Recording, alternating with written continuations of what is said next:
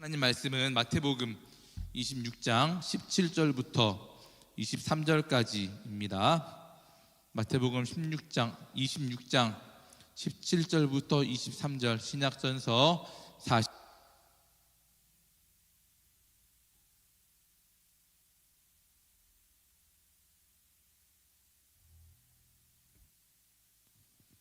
찾으셨지요? 합독합시다. 화면 보여주시고요. 시작. 유월절 음식 잡수실 것을 우리가 어디서 준비하기를 원하시나이까? 이르시되 성 안 아무에게 가서 이르되 내 때가 가까이 왔으니 내 제자들과 함께 유월절을 내 집에서 지키겠다 하시더라 하라 하시니 제자들이 예수께서 시키신 대로 하여 유월절을 준비하였더라.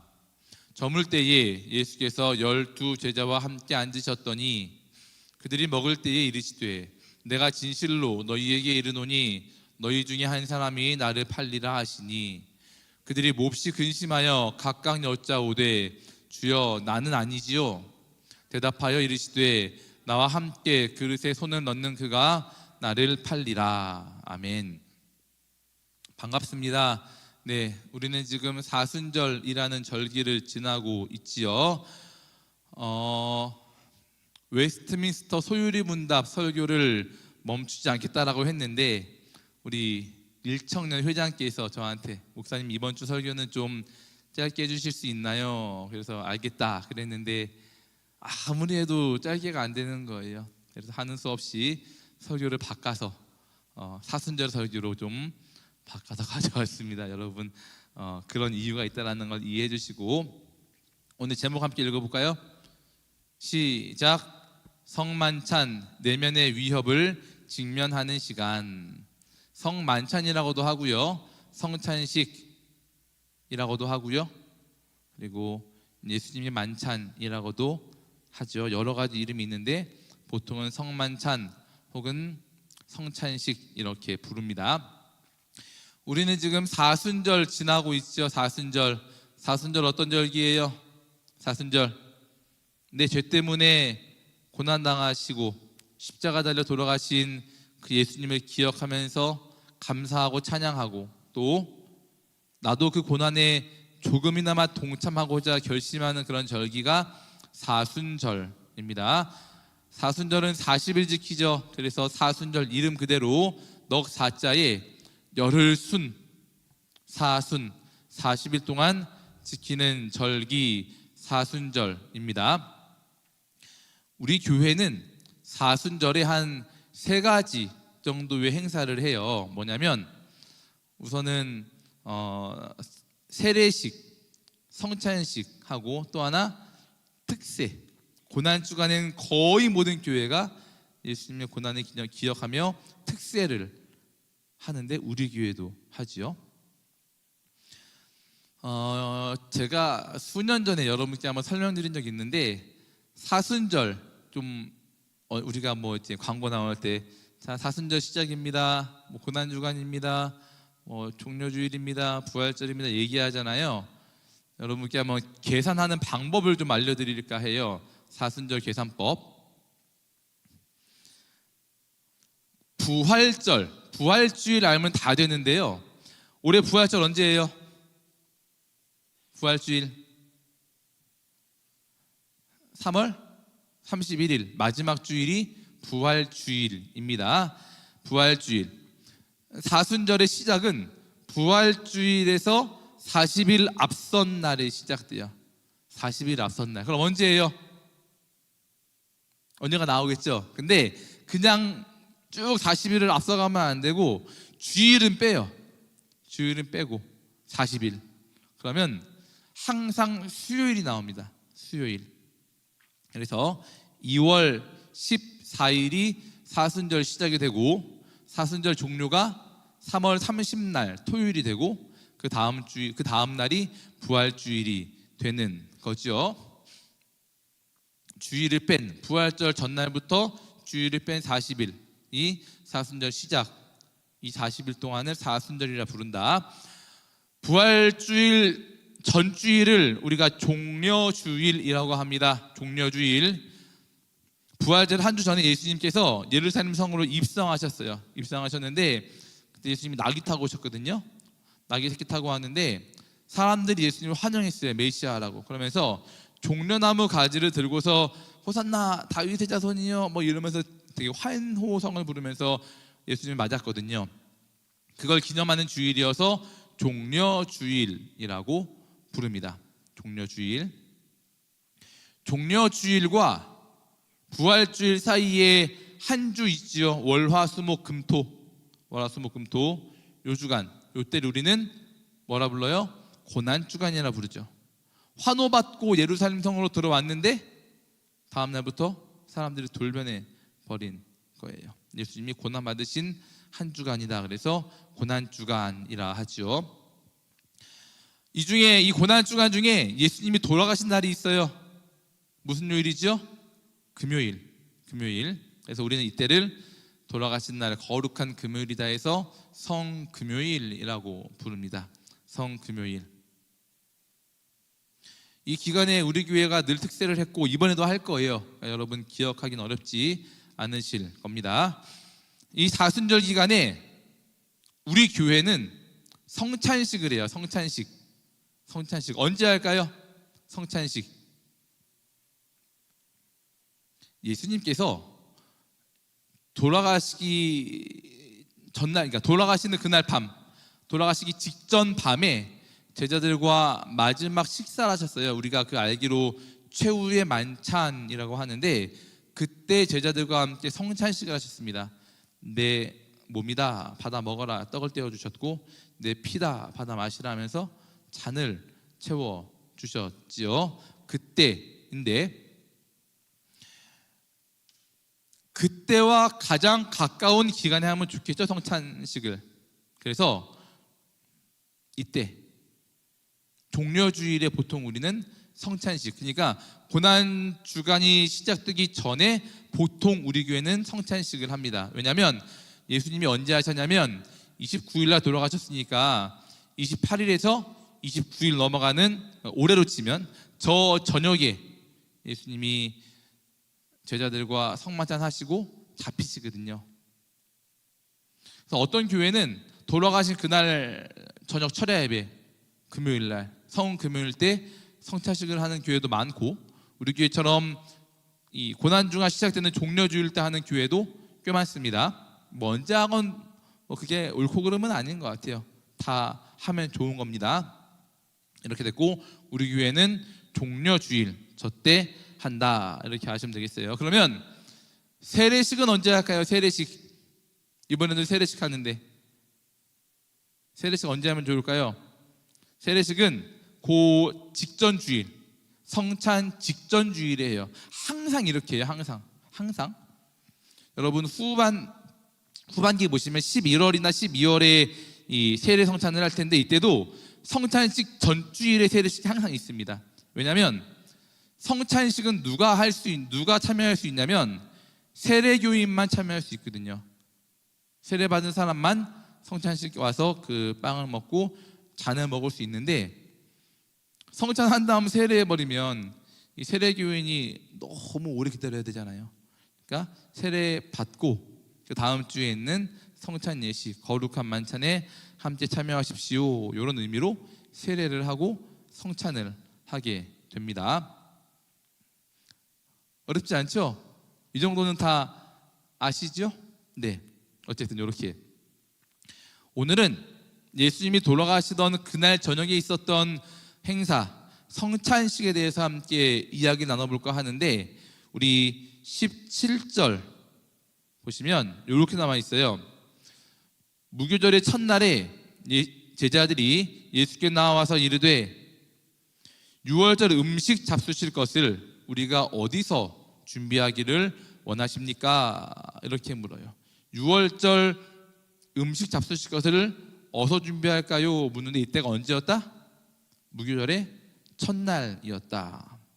무교절 첫날. 여러분 이 무교절이 무슨 절기인지 아세요? 무교절. 그러면 다시 질문. 6월절은 들어보셨죠? 6월절. 유월절. 유월절은 어떤 절기예요? 우리 성경 읽기 저랑 같이 하는 사람들은 한 2번 정도 지나면 이제 유월절이 나오는데, 유월절은 이런 날이죠. 모세 시대에 있었던 일을 배경으로 해요. 애굽, 오늘날의 이집트에서 노예 생활하던 사람들, 하나님이 그들을 탈출시키려고 하십니다. 근데 모세라는 불세출의 지도자를 보내셨죠. 애굽의 왕인 파라오가 이 사람들을 안 놔주는 거예요. 수백만이나 되다 보니까 엄청난 노동력이거든요. 안 놔줘요. 하나님이 9번이나 재앙으로 치시는데도 안 놔줘요. 하나님이 참다 못해서 마지막 큰 재앙 하나 내리시죠. 무슨 재앙이에요? 애굽의 모든 장자들이 다 죽는 재앙을 내리십니다. 장자의 죽음. 모든 장자가 다 죽었어요. 사람뿐만이 아니라 가축의 장자까지도 싹 다 죽었습니다. 이날 싹 다. 근데 하나님의 재앙은 누구를 향한 거냐면 선택받은 이스라엘 사람들을 위한 재앙은 아니죠. 말 안 듣는 바로왕과 파라오와 그 백성들을 향한 재앙이에요. 그러니까 이스라엘 사람들은 살아남아야 합니다. 그런 환난 가운데서도 하나님이 그래서 이스라엘 사람들에게 피할 방법을 알려주셨어요. 피할 방법. 어린 양을 하나 잡습니다. 1년 된 수컷 양을 잡아요. 잡으면 피가 나오겠지요.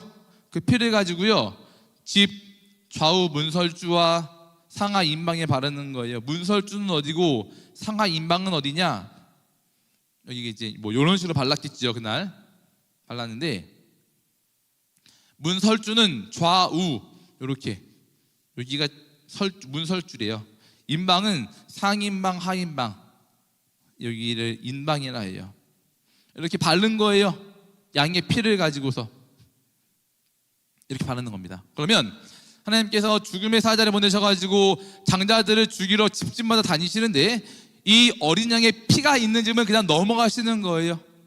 어린 양의 피는 신약에서 무엇을 상징하죠? 누구를 상징하죠? 어린 양이신 예수님의 피를 상징하죠.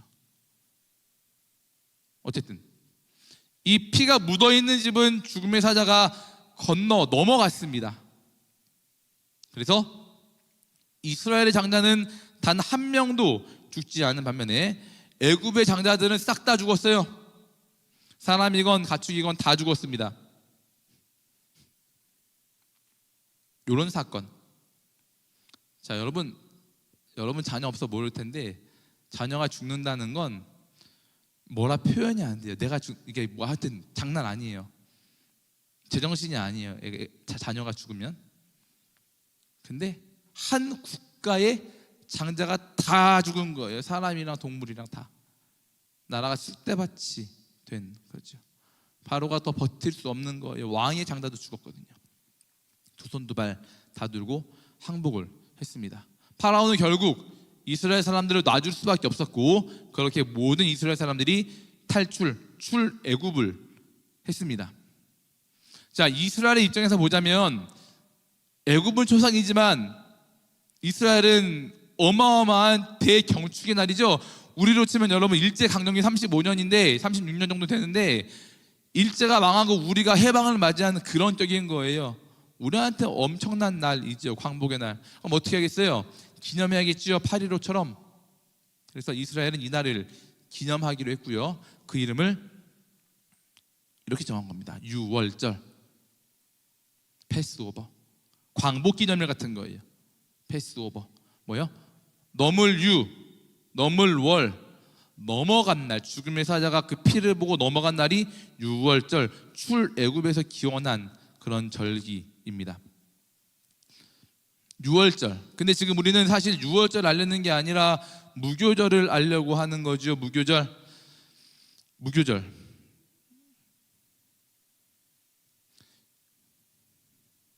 무교절은 뭐냐면, 간단히 설명드리면, 유월절 바로 유월절 정리해 드릴게요. 이런 거죠. 유월절. 애굽의 모든 장자를 죽이심으로 이스라엘을 애굽에서 이끌어내신 하나님의 일하심을 기억하는 절기, 기념하는 절기가 유월절이에요. 어쨌든 이제 무교절이에요. 무교절은 유월절하고 이어지는 절기입니다. 바로 이어지는 절기. 애굽에서 얼마나 힘들었어요. 노예 생활하느라. 음식을 먹어도 달지가 않아요. 쓰고 잠을 자도 편하지가 않죠. 그래서 애굽에서의 포로 생활을 기억하기 위해서, 그리고 어마어마한 구원을 주신 하나님께 감사하기 위해서 일주일 동안 쓴 나물과 누룩 넣지 않은 빵, 그러니까 이스트 넣지 않은 빵을 먹는 그런, 되게 맛이 없대요. 그 빵이 먹어보지 않았는데, 그런 걸 먹으면서 애굽 생활에서 그 힘들었던 때를 기억하는, 먹으면서 그런 절기가 무교절입니다. 기간으로요, 6월절은 1월 14일이에요. 저기 아비벌 14일 써 있죠. 아비벌이 1월이거든요. 1월 14일이에요. 무교절은 이어지는 절기랬잖아요, 제가. 그래서 1월 15일부터 이어집니다. 1월 15일부터 7일간 15, 16, 17, 18, 19, 20, 21, 21일까지 이렇게 7일간 이어지는 절기고, 적힌 바와 같이 애굽에서의 포로 생활을 잊지 않고 기억하기 위해서 거기서 먹었던 쓴 나물과 누룩 넣지 않은 빵, 무교병을 먹으면서 보내는 절기가 무교절이죠. 성경에서는요, 6월절과 무교절을 이렇게 구분해서 쓰지는 않아요. 거의 같은 절기로 봅니다. 이어져 있으니까. 그래서 거의 동의어 취급하고 있고, 여러분도 그렇게 하셔도 큰 무리는 없겠으나, 정확히 따지면 이런 날이다. 여기 이거 15일 X예요. 14일에서 15일이 아니라 14일만입니다. 어쨌든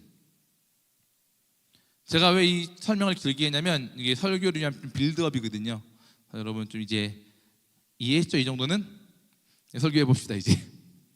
여러분 이런 말 들어봤나요? 은혜의 방편이라는 말? 은혜의 방편. 처음 들어본 사람 많을 건데, 이게 무슨 말이냐면, 우리가 은혜를 받잖아요. 목사님 설교 은혜 받았습니다. 예배에 은혜 받았습니다. 하나님께서 기도하다 은혜 주셨어요. 이렇게 은혜를 받잖아요. 은혜를 받는데 우리가 어떻게 받는가? 하나님께서 은혜를 주시는 통로, 수단, 이런 걸 은혜의 방편이라고 해요. 한 3개 정도 얘기합니다. 3개. 첫 번째, 은혜의 방편 중에 첫 번째는 이런 거예요. 선포되어지는 하나님 말씀, 설교이죠. 설교. 하나님은 설교를 통해서 자기 백성들에게 은혜를 베푸십니다. 우리 기독교인들을 가르쳐서 나그네라고 하죠. 우리의 인생길을 뭐라 그래요? 나그네 인생길. 멀고 험한 이 세상길, 소망 없는 나그네의 길, 이런 찬양도 있잖아요. 나그네 길. 길죠. 고단합니다. 그리스도인답게 살기는 또 쉽지 않아요. 얼마나 힘든지. 이런 고된 성도의 길을 걸어감에 있어서 매 주마다 이렇게 정기적으로 주는 설교회는 여러분들에게 아주 좀 가뭄의 단비 같은 영적 양식이 되는 거지요. 그래서 매주 와서 예배 드리는 거 아니겠습니까? 우리가 이 양식을 받을 자격이 있어서 주시고, 그런 자격이 있어서 먹는 건 아니에요. 우리의 태도나 행동 양식에 상관없이 하나님은 매 주마다 꾸준하게 설교자들을 통해서 말씀의 양식을 공급해 주십니다. 이게 하나님의 은혜이지요. 자격이 없음에도 불구하고 꾸준하게 영적인 말씀을 먹여주심으로 여러분에게 힘을 주는 것, 이게 은혜의 방편이 되겠죠. 이렇게 첫 번째, 은혜의 방편 중 첫 번째는 선포되어지는 말씀, 설교입니다. 두 번째, 은혜의 방편 두 번째는 세례 예식인데, 세례는 하나님의 은혜가 무엇인지 아주 잘 보여주는 그런 예식이에요. 특별히 모든 세례가 그렇지만 유아 세례는 더 그렇습니다. 유아 세례. 내일 2부 예배 때, 8시 반 예배 때 여기에서 이제 세례식을 해요. 여기에서 하는데, 유아 세례가 9명이 있습니다. 저희 아들도 작년에 유아 세례를 받았어요. 우리 이렇게 세례 받는 장면이에요. 이때 교회 처음 왔어요. 유아 세례 기준은 이러합니다. 20 4개월이 되지 않은, 만 2세가 되지 않은 아이들만 받을 수 있어요. 그런 아이들은 제 아들이 저 머리 위에, 자기 머리 위에 뿌려지는 물방울이 뭔지 의미는 알겠습니까? 목사님 선포하는 저 내가 김주환에게 성부와 성자와 성령의 이름으로 세례를 주노라, 이 말의 의미를 전혀 알지 못해요. 그런데 집례하는 목사는 이 아이가 알지 못함을 알면서도 손을 얹어 안수해주며 물을 뿌려주며 성부와 성자와 성령의 이름으로 죄사함을 선포하지요. 또 교회 공동체 안으로 편입되었음을 온 성도 앞에서 공포합니다. 얘는 아무것도 한 게 없어요.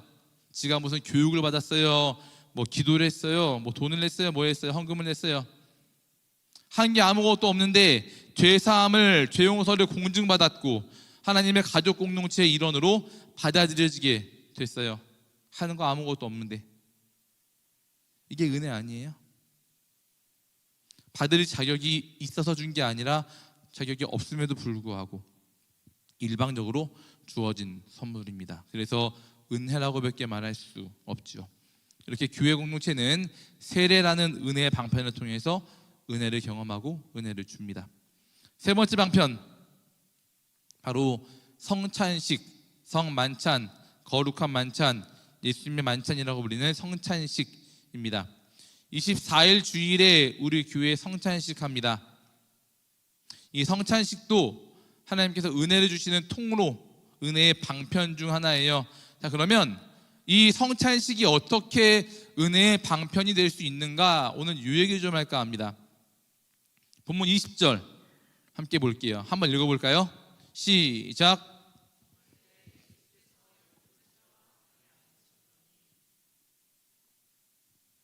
저물 때에 예수님께서 12 제자와 함께 앉았대요.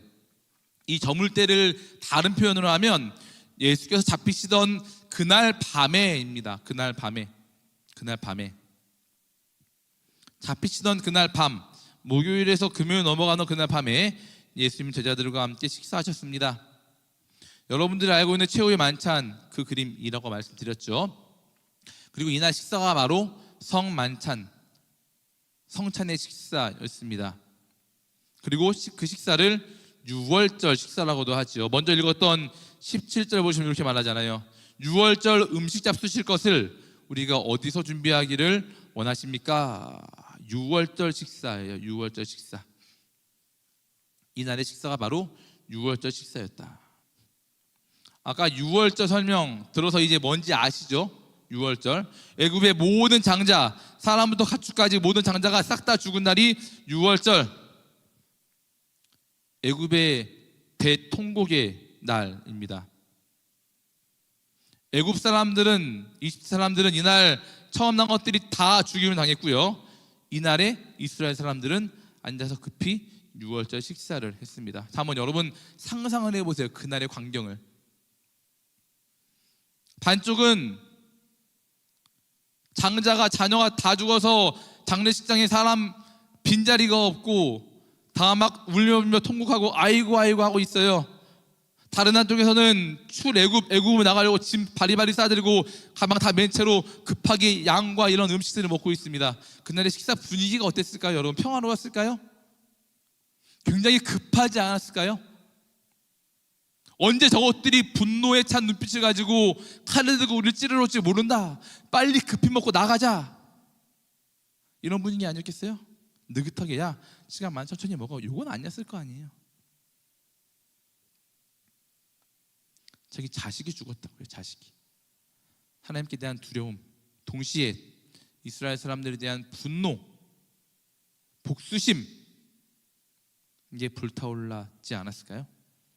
자, 이스라엘 선조들이 경험한 유월절 식사는 바로 이런 식사였습니다. 위협 가운데 먹는 식사, 분노와 복수심에 가득 찬 그런 위협. 복군 바로의 압제와 폭정, 비인간적 착취와 고단한 노예 생활이라는 위협이 있었고, 성남 바로왕과 그의 군대의 위협, 맏 아들을 잃은 모든 애굽 사람들의 위협, 그들의 분노. 유월절 식사는 이렇게 분노로 가득 찬 애굽 사람들, 이집트 사람들의 이 위협 속에서 열린 그런 식사였습니다. 이게 모세 시절 유월절에 있었던 식사예요. 근데 신기하죠? 이런 위협에도 불구하고 이스라엘은 털끝 하나 다치지 않고 다 무사히 나올 수 있었습니다. 어떻게요? 하나님의 도우심으로. 여러분, 유월절은 이런 날이죠. 여러 외적인 위협들 속에서도 그들을 보호해 주신 하나님, 그 하나님의 위대한 일하심을 기념하는 날, 아까 화면 본 것과 같이. 그리고 그 유월절 안에는 유월절의 식사도 포함되어 있는 겁니다. 자, 출애굽의 유월절 식사가 있은 지 1500년이 지났어요. 예수님의 시대가 왔습니다. 그 후손들은 모세 시절 처음 시행했던 유월절 식사를 잘 그 전통을 갖고 있었던 것 같아요. 그래서 예수님 시대에도 유월절 식사가 열렸습니다. 17절에 써 있잖아요. 유월절 음식 잡수실 것을 우리가 어서 준비할까요? 그런데 예수님과 제자들의 유월절 식사도 역시 모세 시절의 그 식사와 동일했습니다. 어떻게 동일했어요? 출애굽 시절 그 식사가 온갖 위협들을 감수하면서 위협들 속에서 먹었던 식사라 말씀을 드렸죠. 그러나 그런 상황 속에서도 보호하시는 하나님을 경험하는 식사였다, 이렇게 말씀드렸는데, 예수님의 식사도 그런 식사였습니다. 예수님은 어떤 외부적 위협이 있었나요? 잡아 죽이겠다고 대제사장, 제사장 무리들이 눈에 불을 켜고 달려왔죠. 바리새인, 사두개인, 서기관들, 로마 군인들, 이 사람들에게 선동된 수많은 무리들, 불과 일주일 전엔 종려나무 흔들면서 환영한다고 이렇게 막 예수님을 칭송했는데, 돌변해가지고 저 인간 죽이라고 하는 그런 사람들, 이런 외부적 위협들이 있었습니다. 예수님과 제자들의 유월절 식사 성만찬은 이렇게 외부적 위협 가운데에서 행해진 식사였습니다. 그러나 밖으로부터 오는 이런 외부적 위협보다 더 무서운 위협이 있었으니 바로 내부에서부터 생겨난 그런 위협들이었습니다. 한창 맛있게 식사를 하고 있었어요. 밥을 먹는데 예수께서 갑자기 수저를 놓으시는 겁니다. 놓으시더니 이렇게 말씀하세요. 너희 중에 하나가 나를 팔 것이다. 너희 중에 하나가 나를 팔 것이다. 분위기가 어떻게 됐을까요? 싹 찬물 끼얹는 듯이 정리가 됐겠죠? 그러면서 본능적으로 이런 생각이 들어옵니다. 누구지? 나는 아닌데? 서로 눈치를 싹 보면서 어떤 인간이지? 팽팽한 긴장감이 흐르겠죠. 또 과연 어떤 인간이 예수님 판다는 거야? 신규의 눈빛이 불신의 눈빛으로, 의심의 눈빛으로 바뀌어가는 겁니다. 가지도친 말들이 나오겠죠. 불안할 겁니다. 예수님, 나는 아니죠. 나는 아니죠. 안절부절하지 못함, 이런 것들이 어우러져 있는 곳, 이게 바로 예수님의 그날 유월절 식사 분위기였던 겁니다. 외부적 위협과 더불어서 배신과 배반으로 얼룩질 내부적 위협이 도사리고 있던 식사 장소가 예수님의 식사 장소였습니다. 예수님의 만찬을 받아든 그 최초의 사람이 누구인지 한번 기억하신다면 여러분, 이 말이 무슨 말인지 이해가 될 거예요. 거기 누구 있었습니까? 가룟 유다 있었죠. 예수님 스승을 배반하고 팔아넘긴 배은망덕한 인간 아닙니까? 거기 베드로도 있었어요. 다른 사람은 다 부인한다 할지라도 나는 부인하지 않겠습니다, 예수님. 이래놓고 3번이나 부인하고 저주까지 한 비열한 인간이죠. 10 제자들은 뭐예요? 베드로가 그렇게 말할 때 맞습니다, 저도 그렇습니다 이렇게 해놓고 다 군인들을 보자마자 걸음만 나타내라 하고 열심히 도망간 비겁한 인간들이 10 제자들이었습니다. 이런 사람들이 바로 그날의 그 성만찬 자리에, 거룩한 만찬의 자리에 있던 사람들이었다는 겁니다. 예수님을 향한 외부적 위협이 가득 있었는데 그보다 더 강한 충격으로 올 내부적 위협이 도사리고 있는 곳, 그런 사람들로 가득 차 있던 곳, 최초의 성만찬은 그런 자리였습니다. 그런데 이 모든 것들, 제자들의 배신과 당신을 향한 퍼부어질 저주를 이미 다 알고 계신 예수님이셨지만, 그런 그들에게 자신의 살을 내어 주셨지요. 배신자들에게. 받아 먹으라, 이것은 내 몸이다 하시면서 당신의 몸을 곧 배신할, 저주할 자신의 제자들에게 주셨습니다. 이 모든 걸 다 알고 계신 예수님이셨지만 그들에게 이렇게 말씀하셨어요. 받아 마시라. 이 잔은 죄사함을 얻게 하려고 많은 사람을 위하여 흘리는 언약의 피, 내 피, 곧 언약의 피니라 하시면서 당신의 피, 이것들을 배신자 제자들에게 아끼지 않고 주셨습니다. 이게 최초의 성찬식이었습니다. 우리가 3월 24일 날 성찬식을 한다 말씀을 드렸는데요, 우리가 하게 될 성찬식도 마찬가지입니다. 우리가 시행하는 성만찬도 이런 성격이 있고 이것을 기억하며 하는 성만찬이 되어야 합니다. 우리가 시행하는 만찬은 외부로부터 올 위협뿐만이 아니라 우리 내부에 도사리고 있는 내면의 위협을 직면하는 그런 식사 자리여야 합니다. 3월 24일 8시 반 예배 그리고 11시 예배 이렇게 두 번 합니다. 여러분 다 오셔서 세례교인이라면 다 그날 성만찬에 참여하시고, 혹시 세례교인이 아니라면 교회에도 오셔서 그날의 그 분위기를 한번 좀 맛보시기 바랍니다. 그 거룩한 예식에 동참하면서 외부로부터의 위협, 나를 예수님으로부터, 교회로부터, 신앙으로부터 멀어지게 하는 이런 세상의 유혹들을 직면하시면 좋겠습니다.